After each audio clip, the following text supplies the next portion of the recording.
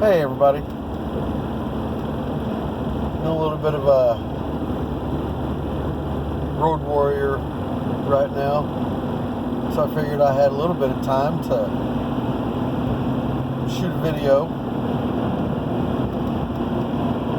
and cover something I've been needing to feel like I needed to cover for a little while now. So, over the last few years, I've had people, oh, by the way, this is a faith-based video. Strictly faith-based. No politics, no gun stuff, or should I say pew-pew. This is strictly faith. So, as I was saying, in the last several years, I've had several people tell me, I'm a Christian. I don't go to church because I don't believe in the organizations.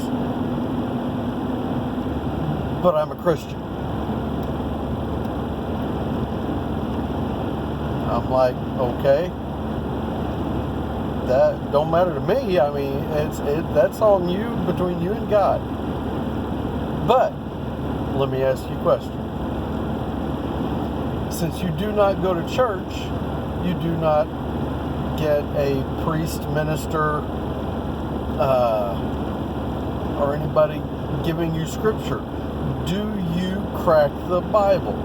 Because if you don't crack the Bible, you don't learn. Just like you can't be a brain surgeon, you can't be a physician, you can't be a rocket scientist, you can't do very much if you don't have an education. You're going to be pretty much flying by the seat of your pants. I enjoy going to church. I really do. I get a lot out of it.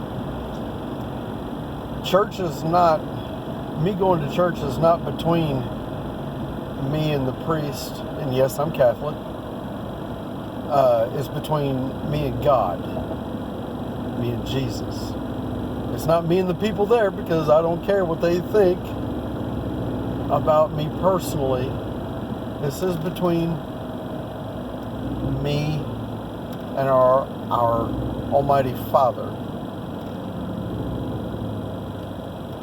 So, I guess the answer to that would be, if you crack the Bible and don't go to church, that's cool. You're doing something. Me, myself, I can honestly tell you, I don't crack the Bible because I don't read that well. I know excuses are like backsides. Everybody's got one. But it is what it is. If you don't crack the Bible and you are a Christian and you don't go to church, you're not doing yourself any favors. None.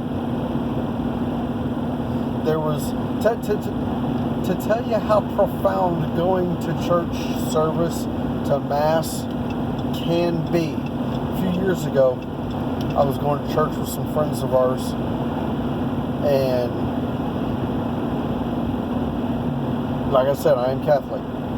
I think it was during communion. We were singing a song. I can't remember the name of the song, but there was a verse in that song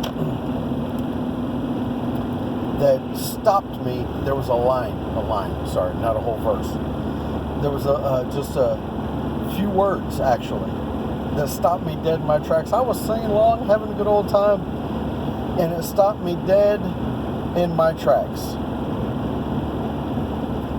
And these few words were, "Live in my love with all your heart." Ooh, that cut me to the core as soon as I sang it. I had to stop. I couldn't sing anymore. I was almost brought to tears. Yes, almost brought to tears. It was very profound. It had an effect on me like nothing had ever had before. Live in my love with all your heart. Not 75%, not 85%, not 50%, all. 100%.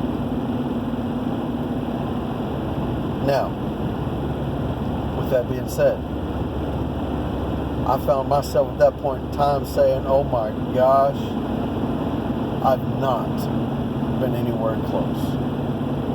Nowhere near.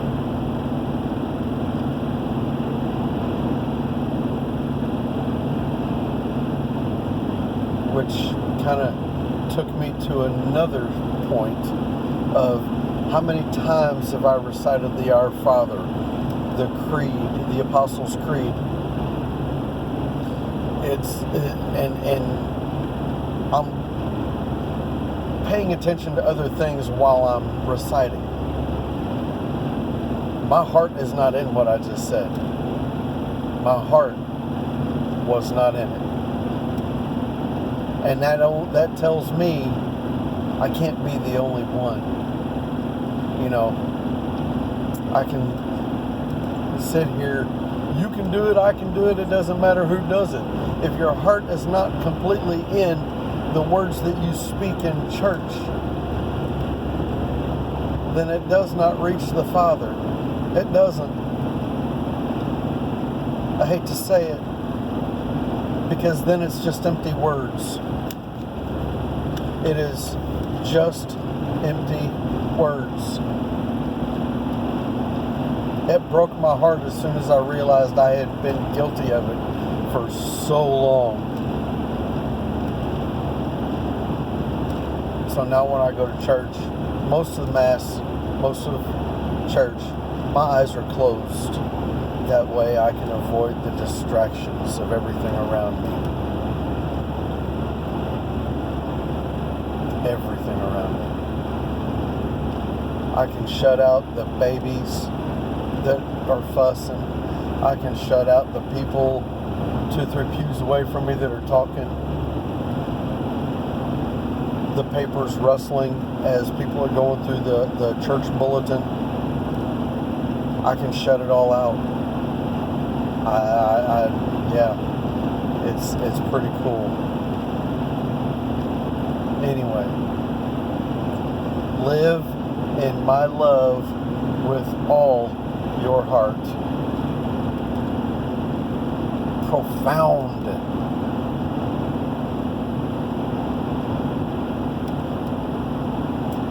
If you can honestly sit there and tell me that every time you recite a prayer in church and your heart is fully in it,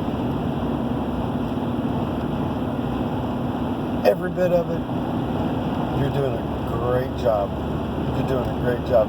But for those sinners of us who can honestly say that our hearts, or we have had lots of distractions. We let other people distract us while we're in church, or our thoughts just run away with us, with our minds. Then, you know, we need to find a way to eliminate from our minds the distraction.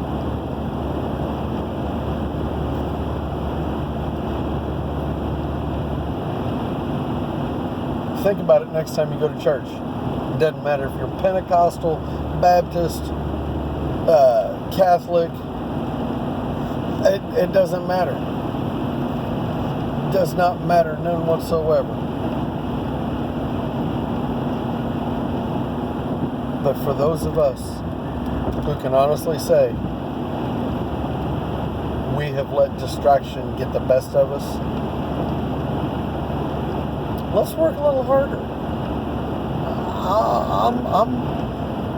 I'm in that boat too. Jesus said that he did not come for those who were holier than thou. He came for us, the sinners. So he is willing to forgive our transgressions. Go to church. Learn something. Be a better version of yourself than you were yesterday. That's all I got. Peace and love, and God bless everybody.